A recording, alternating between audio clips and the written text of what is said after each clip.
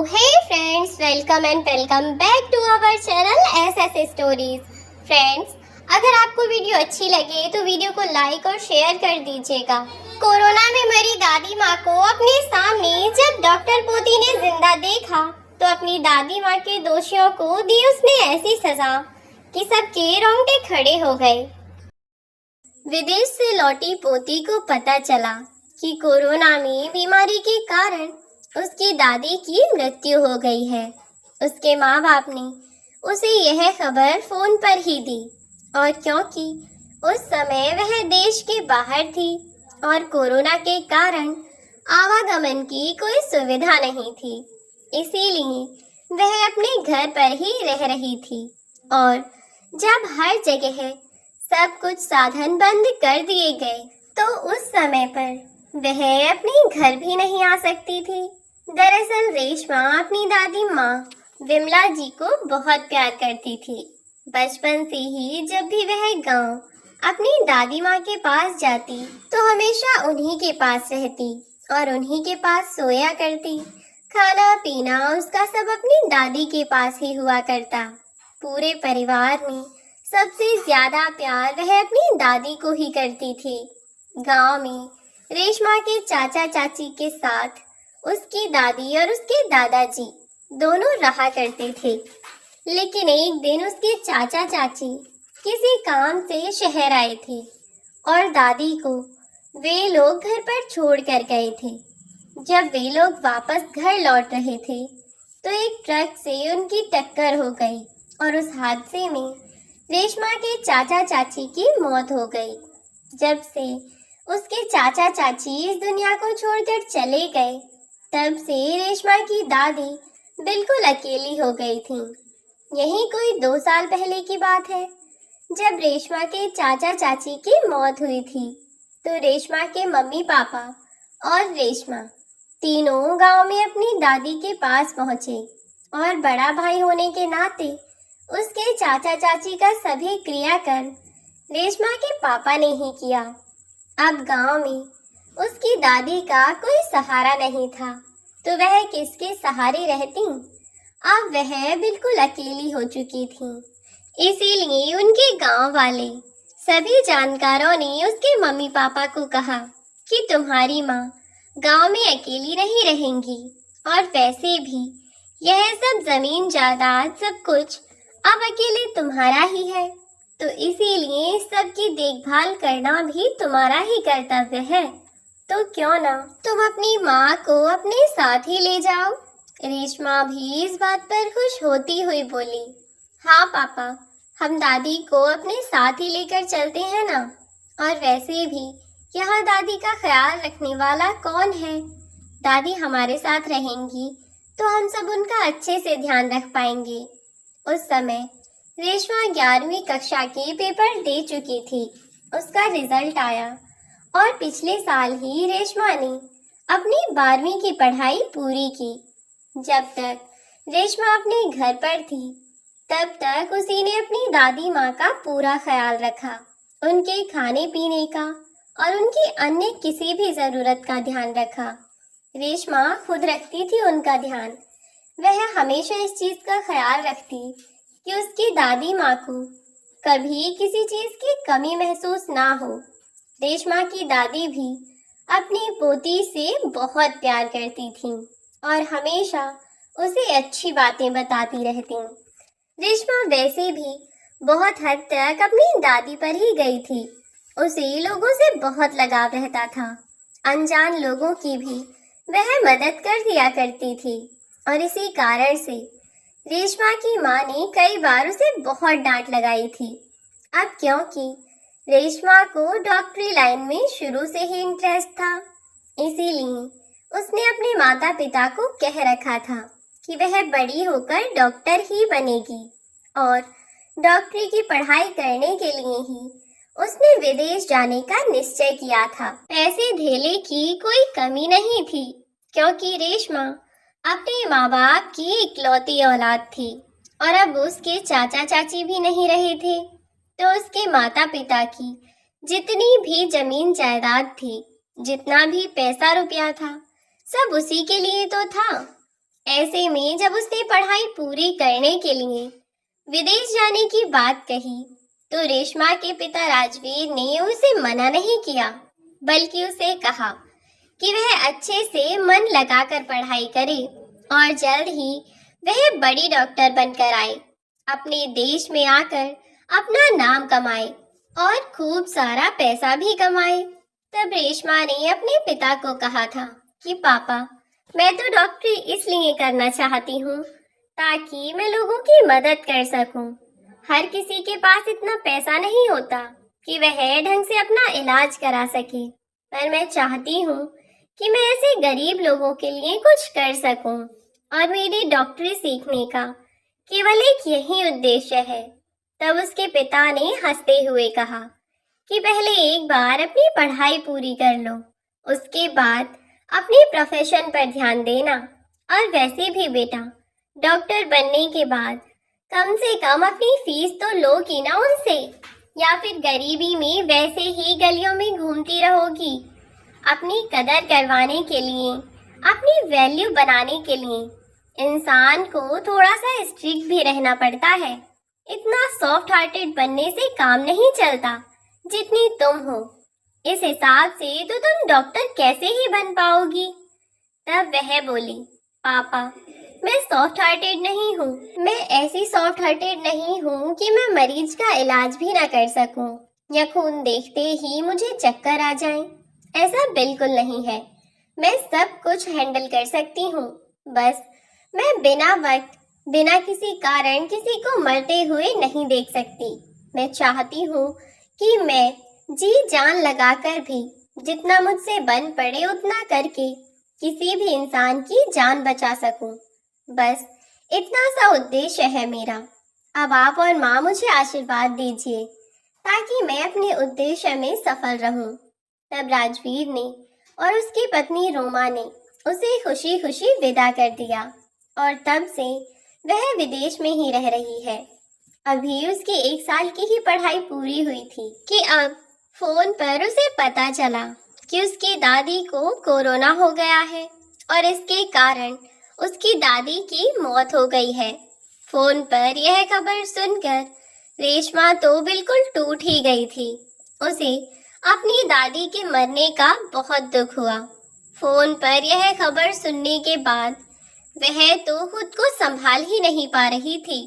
वह तो अच्छा था कि उसके पास उसकी कुछ अच्छी सहेलियां थीं, जिन्होंने उस बुरे समय में उसे संभाल लिया था, उसके मुश्किल समय में उसका साथ दिया। और आखिरकार वक्त के साथ साथ रेशमा ने इस सच्चाई को स्वीकार कर लिया कि अब उसकी दादी इस दुनिया में नहीं है और अब वह चाहकर भी अपनी दादी से नहीं मिल पाएगी। इस बात को सोच सोच कर वह बहुत दुखी थी कि वह चाहकर भी अपनी दादी को देख नहीं पाएगी, कभी उनकी गोदी में सिर रखकर लेट नहीं पाएगी। वह इन सब बातों को सोच सोच कर बहुत दुखी थी, लेकिन सच को बदला नहीं जा सकता। अतः उसने सच को स्वीकार कर लिया और अभी अपनी पढ़ाई में वे मन लगाने लगी ताकि फिर से कोई अपने किसी खास इंसान को ना खोए। उससे जितना बन पड़े वह लोगों की मदद करे। और देखते ही देखते समय निकलता रहा और जैसे ही समय पूरा हुआ, समय के साथ साथ रेशमा की पढ़ाई भी पूरी हुई और अपनी पढ़ाई पूरी करने के बाद वह अपने देश वापस आई और अपने घर पर आकर वह अपने मम्मी पापा से गले मिलकर बहुत रोई, क्योंकि वह घर पर आते ही अपनी दादी को सबसे पहले देखना चाहती थी। लेकिन अब इस घर में उसकी दादी ही नहीं थी। वह जानती थी कि उसकी दादी उसकी कामयाबी पर सबसे ज्यादा खुश होंगी, लेकिन अब उसकी खुशियों में शामिल होने के लिए उसे सबसे ज्यादा प्यार करने वाली उसकी दादी ही नहीं थी। यह सब सोच सोच कर वह बहुत ज्यादा रो रही थी। तब उसके पिता राजवीर और रोमा दोनों ने उसे चुप कराया और उसे उसके कमरे में ले जाकर बिठाया। जैसे तैसे उन दोनों ने उसे शांत किया और कहा कि बेटा, तुम्हारी दादी जो चाहती थी तुम वह पूरा करो। वो चाहती थी कि तुम लोगों की जान बचाओ और तुम शहर की सबसे नामी डॉक्टर बनो। तो तुम अपनी दादी का सपना पूरा करने की सोचो। उनका सपना तो अभी भी तुम्हारे साथ है ना। ऐसी सब बातें कहकर उन्होंने उसे हिम्मत दी और शहर की एक बड़ी डॉक्टर बनने के लिए उसे प्रोत्साहित किया। इन सब बातों को सुनकर सच में रेशमा को बहुत हिम्मत मिली और उसने यह निश्चय किया कि अब वह अपनी दादी का सपना पूरा करेगी और इस शहर की सबसे बड़ी डॉक्टर बनेगी। रेशमा ने अपने माँ बाप से कहा कि माँ, मैं कल से ही अपने शहर के सबसे अच्छे हॉस्पिटल को ज्वाइन करूंगी और वैसे भी मैंने वहाँ अब्रॉड में भी बहुत टाइम हॉस्पिटल में प्रैक्टिस की है। उसका सर्टिफिकेट भी है मेरे पास में। तो मुझे पूरी उम्मीद है कि मेरे जाते ही मुझे सेलेक्ट कर लिया जाएगा और यदि वे लोग कोई प्रैक्टिकल भी करवाते हैं तो मैं सब कुछ कर लूंगी। मुझे किसी चीज की टेंशन नहीं है। अब मैं कल सुबह ही उस अस्पताल में इंटरव्यू देने के लिए जाऊंगी। यह सब सोचकर रेशमा रात को तो सो गई कि कल सुबह उठकर अपनी दादी का सपना पूरा करने के लिए वह जी जान लगा देगी और इसकी शुरुआत होगी अस्पताल में ज्वाइनिंग करने से। पर इसीलिए वह निकल पड़ी अगले ही दिन अपनी दादी के और अपने सपनों को पूरा करने के लिए शहर के सबसे अच्छे हॉस्पिटल में इंटरव्यू देने के लिए। आने से पहले ही उसने जानकारी निकाल ली थी और वहां उसने अपना इंटरव्यू भी फिक्स करा दिया था। अब वह इंटरव्यू देने के लिए जल्दी से जब अस्पताल के डायरेक्टर के पास पहुंची तो डायरेक्टर ने उसका इंटरव्यू लिया तो वह रेशमा से बहुत खुश हुआ क्योंकि डायरेक्टर ने रेशमा से जितने भी सवाल पूछे थे उसने हर एक सवाल का जवाब बिल्कुल सटीक और सही उत्तर दिया था। अब इसके बाद डायरेक्टर ने कहा कि हमने तुमसे यहाँ पर अभी थ्योरेटिकल तो सारी चीजें पूछ ली हैं, बाकी मेन बात तो प्रैक्टिकल की है ना कि क्या होता है क्या नहीं। चलो अब तुम्हारा प्रैक्टिकल अरेंज कराते हैं। आई होप कि तुम्हें फिर से कोई प्रॉब्लम नहीं होगी। अब क्योंकि रेशमा को सभी चीजें आती थीं, तो उसने डायरेक्टर से कहा कि हाँ सर, मुझे कोई प्रॉब्लम नहीं है, आप जो चाहें प्रैक्टिकल करा सकते हैं। क्योंकि रेशमा को हॉस्पिटल में एज ए डॉक्टर अपॉइंट किया जाना था तो उसे सभी चीजों की थोड़ी बहुत जानकारी होना तो चाहिए ही था, क्योंकि अस्पताल में कब कौन सा पेशेंट आ जाए यह नहीं पता। स्पेशलिस्ट कोई किसी चीज का होता है, लेकिन शुरुआत में रेशमा को सभी टेस्ट क्लियर करने थे। उसके बाद रेशमा ने प्रैक्टिकल के लिए जब हामी भर दी तो वे लोग प्रैक्टिकल करने के लिए वार्ड की ओर चल दिए, जहां पर रेशमा को सीधा पेशेंट पर प्रैक्टिकल करने के लिए कहा गया। पास में ही अस्पताल के डायरेक्टर खड़े हुए थे। रेशमा को थोड़ा अजीब लगा कि सर, आप मुझे डायरेक्ट ही, बस रेशमा ने इतना कहा और डायरेक्टर बोला, क्यों, कोई प्रॉब्लम है क्या?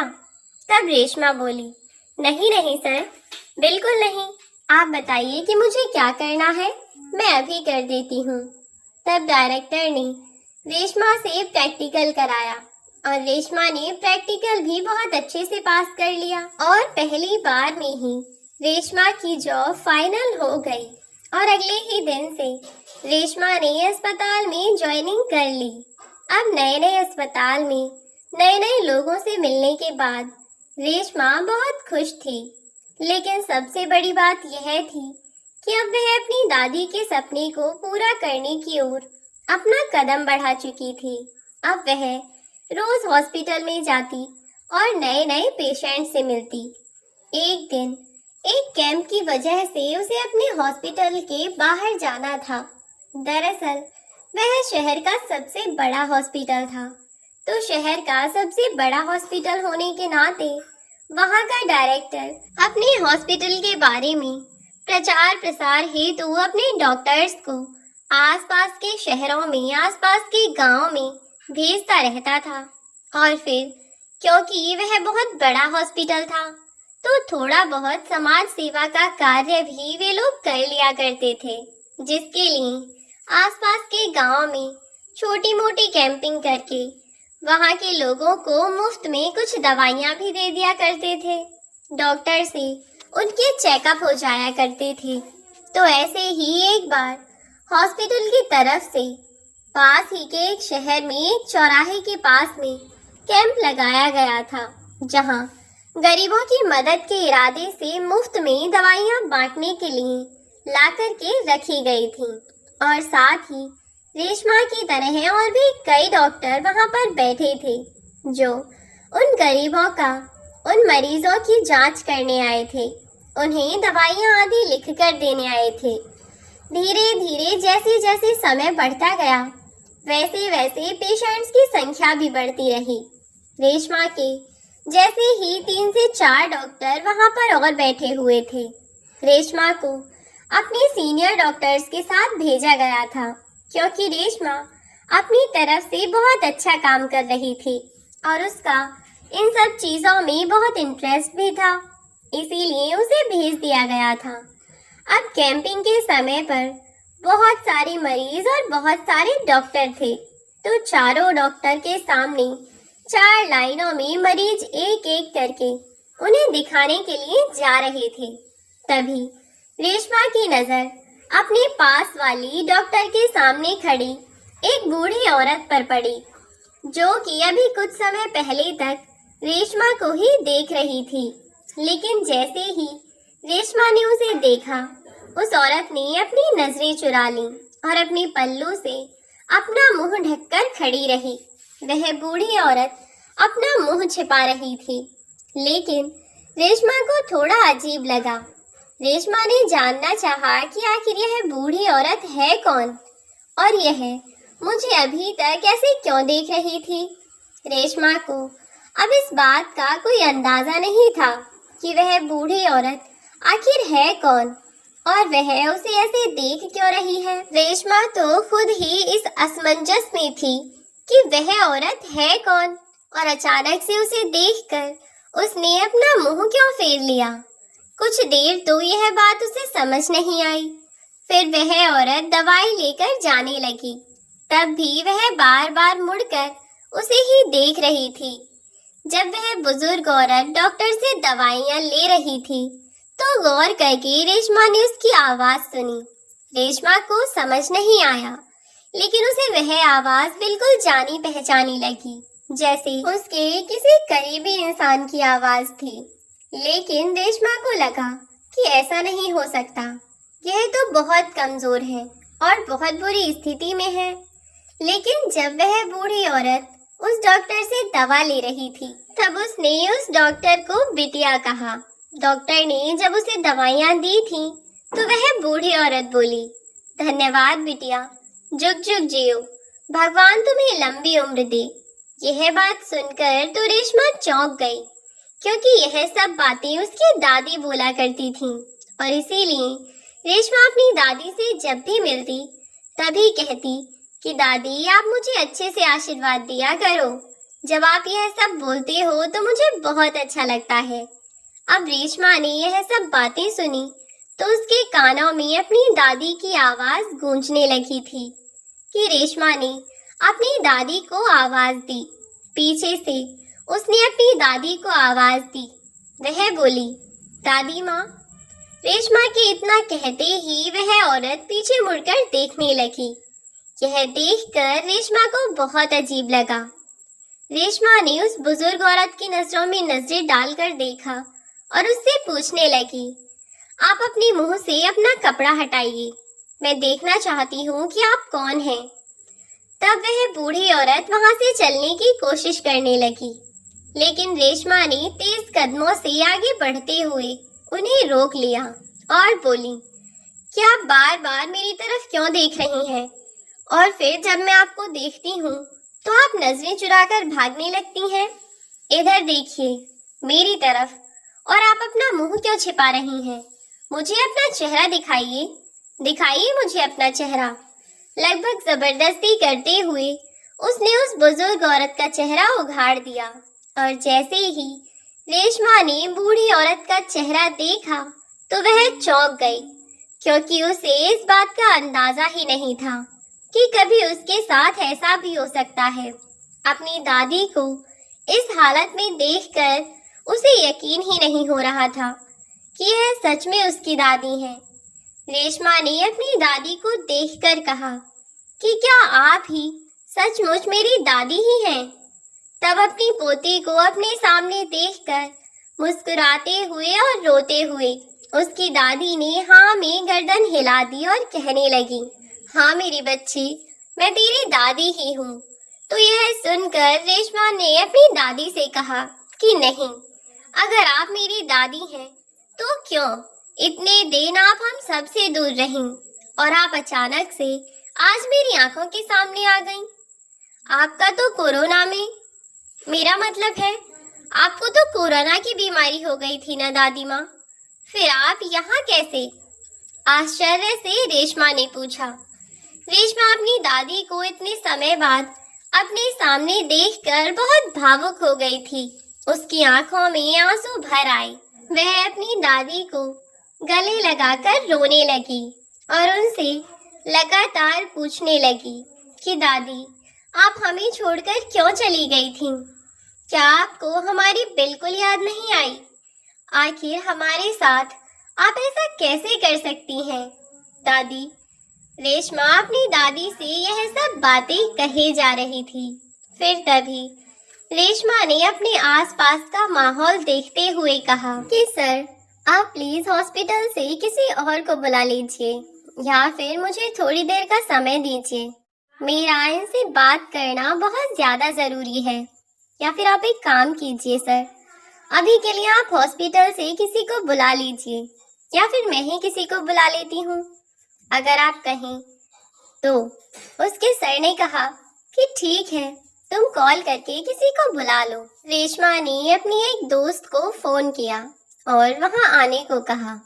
फिर रेशमा वहां से अपनी दादी को लेकर चली गई और पास ही के पार्क में बैठकर वह उनसे बातें करने लगी और बोली कि दादी, आप अचानक कहाँ चली गई थीं? आप जानती भी हैं हमने आपको कितना मिस किया। रेशमा अभी भी लगातार रोए जा रही थी तो उसकी दादी ने उसे चुप कराया और उसे समझाने लगी कि बेटा रो मत, अब तो मैं तेरे पास हूं ना, फिर अब रोने की क्या बात है। तो रेशमा अब अपनी दादी से सच जानने के लिए बार बार पूछे जा रही थी कि दादी बताइए ना, पापा मम्मी ने मुझे बताया है कि आपको कोरोना हो गया था और कोरोना में वे लोग आपको नहीं बचा पाए। और फोन पर यह बात सुनकर आप जानती भी हैं कि मुझ पर क्या बीती थी। कितने दिनों में मैं खुद को संभाल पाई। मम्मी पापा ने ऐसा क्यों कहा, और अगर उनकी बात सही थी तो आप अचानक यहाँ कैसे मुझे मिल गईं? मुझे सच बताइए दादी कि मेरे जाने के बाद क्या हुआ था। तब रेशमा की दादी ने उसे सच बताया कि बेटा, तेरे यहाँ से जाने के बाद तेरी माँ को तो मैं बहुत ज्यादा खलने लगी थी। वह तो शुरू से ही मेरा घर में रहना पसंद नहीं करती थी, लेकिन वह तो तेरे कारण मजबूर थी। वे दोनों ही, क्योंकि तुम मुझसे इतना प्यार करती थी, इसीलिए वे दोनों ही कुछ नहीं कह सकते थे।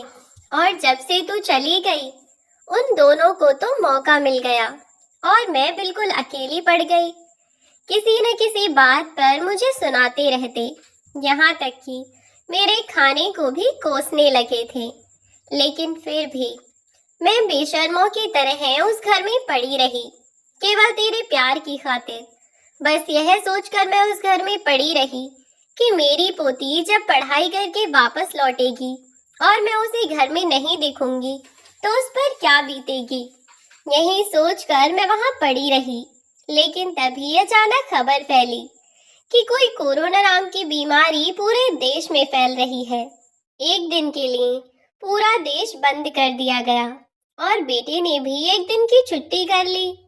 सभी लोग घर पर ही थे, लेकिन अगले दिन पता चला कि वह लॉकडाउन और बढ़ गया है और अब वह लॉकडाउन बढ़ता ही रहा।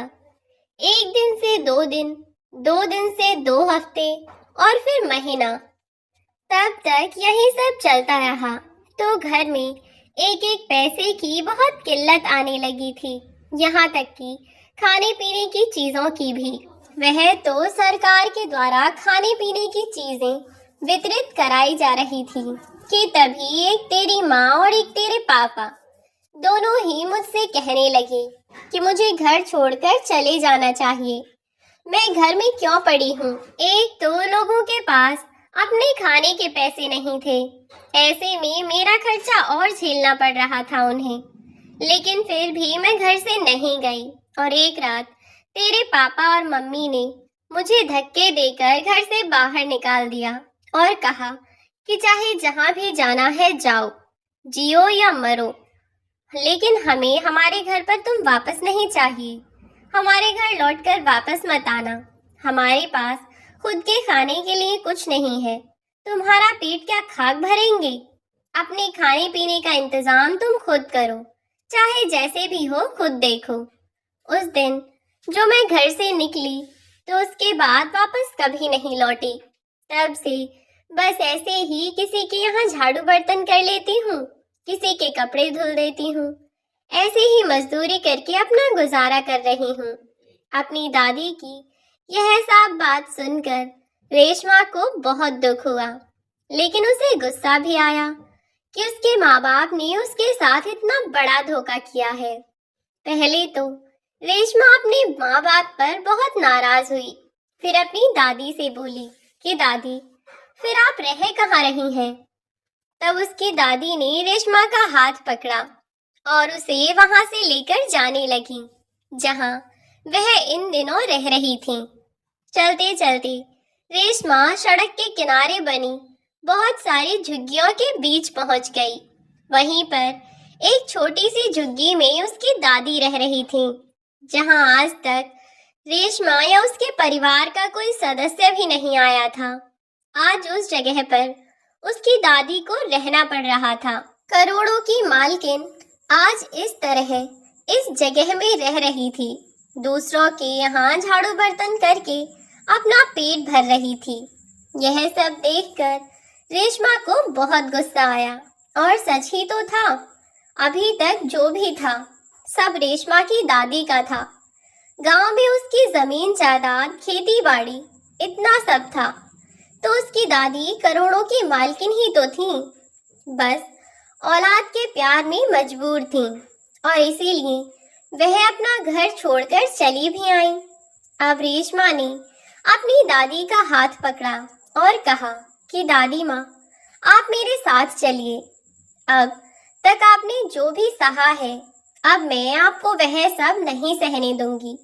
जिन्होंने आपके साथ गलत किया है उन्हें उनके किए की सजा तो मिलकर ही रहेगी। इतना कहकर रेशमा ने अपनी दादी माँ का हाथ पकड़ा और उन्हें लेकर वह सीधा अपने घर जा पहुंची। जब रेशमा अपने घर के दरवाजे पर पहुंची तो उसकी माँ मुस्कुराते हुए कहने लगी कि बेटा, आज क्या हुआ? आज बड़ी जल्दी आ गई तू।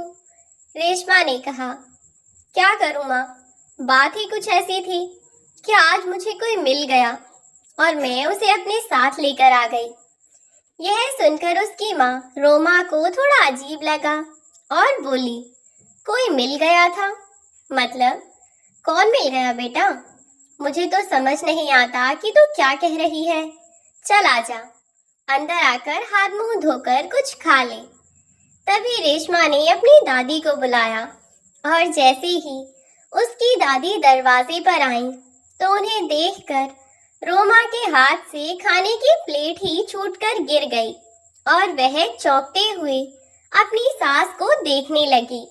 और जैसे ही वह हड़बड़ाने लगी तो रेशमा ने अपनी माँ से कहा, क्यों, क्या हुआ माँ? अपने झूठ को अपने सामने आता हुआ देखकर आपकी इतनी बुरी हालत हो गई। जरा पापा को भी बुला दीजिए, वह भी देख लें कि उन्होंने अपनी जिस माँ को धक्के मारकर इस घर से बाहर कर दिया था, आज उनकी वही माँ इस घर में वापस आ गई है। रोमा ने हड़बड़ाते हुए अपने पति को आवाज लगाई और राजवीर अपने कमरे से बाहर निकल आया। अपनी माँ को अपने सामने देखकर राजवीर भी बहुत चक्का रह गया। तो रेशमा ने अपने पिता को भी दुनिया भर की बातें सुनाई और कहा कि आप जिन पैसों पर आज ऐश मौज कर रहे हैं ना, वह सब कुछ इन्हीं का दिया हुआ है। अगर इन्होंने आपको ऐसे ही सड़कों पर भटकने के लिए छोड़ दिया होता ना, तो आपके पास अपने पैसे धेले और भविष्य के लिए कुछ नहीं होता। इन्होंने अगर अपने पास अपने पैसे धेले को अपने भविष्य के लिए बचा कर रखा होता तो आपको सब पता चल जाता, और फिर आपने इन्हें यहाँ से इसीलिए भगा दिया ना क्योंकि यह प्रॉपर्टी, यह घर इनका नहीं है। तो ठीक है, आज के बाद यह कभी नहीं आएंगी यहाँ, लेकिन जो इनका है उस पर हक जताने के लिए आप भी मत जाइएगा। आज के बाद ना तो दादी यहाँ कदम रखेंगी और ना ही मैं अपनी दादी को अपने साथ लेकर जा रही हूँ। और वैसे भी यह किसी की दो रोटियों के लिए मोहताज नहीं है, वह खुद करोड़ों की मालकिन है। गांव में जितनी खेती बाड़ी है ना पापा उनकी, उसकी कीमत करोड़ों में है, और उस जमीन जायदाद की इतनी कीमत होने के बावजूद उस सब की मालकिन को सड़कों पर भटकना पड़े, दो दो रोटी के लिए दूसरों के बर्तन मांजने पड़े। ऐसा तो मैं नहीं होने दूंगी पापा। और फिर जब मैं अपने घर में हो रहे अन्याय को नहीं रोक सकती तो मैं किसी और की मदद क्या खाक करूंगी। इसीलिए आप अपनी इस धर्मशाला को रखे रखिए। मैं आप दोनों को बस इतना ही बताने आई थी कि मैं आज और अभी दादी को लेकर गांव जा रही हूँ, और आज के बाद आप दोनों वहां कदम रखने की कोशिश मत कीजिएगा, और ना ही हम लोग आपके घर कभी भी आएंगे। इतना कहकर गुस्से में तमतमाती हुई रेशमा अपनी दादी का हाथ पकड़कर वहां से निकल गई। उसके माँ बाप ने उसे रोकने की बहुत कोशिश की, लेकिन उसने किसी की नहीं सुनी और चली गई। रेशमा अपनी दादी के साथ अब गांव में रह रही थी। गांव में रहकर उसे थोड़ी बहुत मुश्किलों का सामना तो करना पड़ रहा था। उसकी परेशानी को देखते हुए उसकी दादी ने यह फैसला लिया कि वह अपनी जमीन का कुछ हिस्सा बेच देंगी और शहर में ही एक घर ले लेंगी, जिससे रेशमा आराम से रह सकती है। और गांव में काम करने की भी समस्या थी, क्योंकि रेशमा को सुबह सुबह उठकर जाना होता था और वह उसकी दादी को काम करने नहीं देती थी। और उसकी दादी बिल्कुल नहीं चाहती थी कि रेशमा अपनी पढ़ाई और डॉक्टरी के अलावा और कोई काम करे। और फिर गांव से शहर तक का सफर तय करने में उसे मुश्किल भी होती थी। रोज इतनी दूर आना जाना, और रात को आते समय भी वह लेट हो जाती थी। इसीलिए उसकी दादी ने निश्चित कर दिया कि वह थोड़ी सी जमीन बेचकर शहर में ही घर खरीदेंगी, और उन्होंने ऐसा ही किया। अब गांव की जमीन और घर को देखने के लिए बीच बीच में वे दोनों आते जाते रहते, लेकिन अब उन्होंने शहर में ही अपने लिए घर खरीद लिया था, जो कि अस्पताल के पास ही था। तो रेशमा को और उसकी दादी को किसी को भी परेशानी नहीं थी, और वह घर एक अच्छी खासी सोसाइटी में था, जहां काम करने वालों की भी कोई कमी नहीं थी। तो रेशमा की दादी को या रेशमा को किसी भी तरह की कोई परेशानी नहीं थी। दोनों दादी पोती एक दूसरे के साथ खुशी खुशी रह रहे थे कि तभी एक दिन रेशमा, जो अपने हॉस्पिटल से घर लौट रही थी, तब उसने देखा कि उसके मम्मी पापा उसके हॉस्पिटल के बाहर खड़े हुए हैं। उन लोगों ने उसे मनाने की बहुत कोशिश की, लेकिन रेशमा नहीं मानी और उन्हें यूं ही छोड़कर चल दी। तब उन दोनों ने जाने कहां से उनके नए घर का पता निकाला, और एक दिन रेशमा से भी पहले अपनी माँ के पास जा पहुंचे, और जाकर आखिरकार उन्होंने अपनी माँ को मना ही लिया। उन्होंने अपनी माँ के पैरों में नाक रगड़ी और उनसे माफी मांगी, हाथ जोड़कर गिड़गिड़ाते रहे और माफी की भीख मांगते रहे कि माँ, हमें माफ कर दो, हमसे गलती हो गई। अपनी बच्ची के खुद से दूर होने पर हमें इस बात का एहसास हुआ है कि अपने बच्चों को खो देने का दुख क्या होता है। जब आपके बच्चे आपसे दूर हो जाएं, तो कैसा महसूस होता है। हमारे पास तो सब कुछ है माँ, हमारे पास घर है, पैसा, गाड़ी, कपड़े, छत, रोटी, सब कुछ है, लेकिन आपके पास तो कुछ नहीं था और हमने आपको यूं ही छोड़ दिया। हमसे बहुत बड़ा पाप हो गया। माँ, हमें माफ कर दीजिए। जीवन में कभी भी हम ऐसी कोई गलती नहीं करेंगे जिससे आपको दुख पहुंचे। हमें आपकी जमीन जायदाद से कोई लोभ लालच नहीं है। माँ, बस आप रेशमा के साथ घर चलिए। आप चाहें तो सारी जमीन जायदाद गरीबों को दान दे सकती हैं और रेशमा जो करना चाह रही है वह कर सकती है। बस आप हमारे साथ चलिए। यह सब बातें सुनकर रेशमा की दादी को भी लगा कि शायद वे लोग सच कह रहे हैं और इसीलिए उन्होंने उन्हें माफ कर दिया।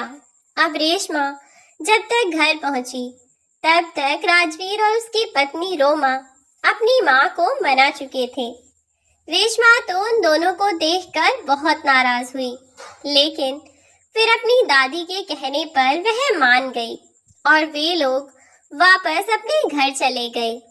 अब रेशमा की माँ रोमा अपनी सास का पूरा ख्याल रखती और उसका पिता राजवीर भी अपनी माँ विमला जी की बहुत सेवा करता।